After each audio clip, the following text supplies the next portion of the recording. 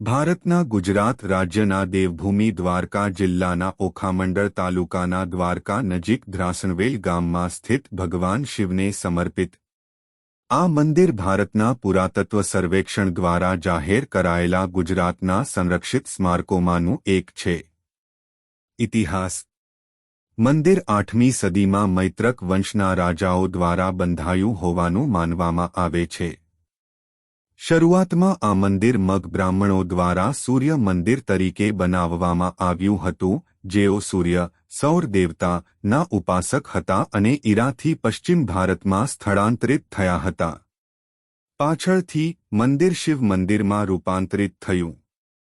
મંદિર પશ્ચિમ તરફ મુખ ધરાવે છે અને નીચા ઊંચા પ્લેટફોર્મ પર બનેલ છે. પ્લેટફોર્મ ઉત્તર અને દક્ષિણ બાજુએ બાંધવામાં આવ્યું છે. પ્લેટફોર્મની ઉપર એક દિવાલના ખંડેરો જોઈ શકાય છે જે એક સમયે મંદિરોને જોડતી હતી. આ મંદિર સપ્તાયતન શૈલીમાં બનેલું છે. સપ્તાયતન એક સ્થાપત્ય શૈલી છે જેમાં એક મોટું મધ્ય મંદિર 6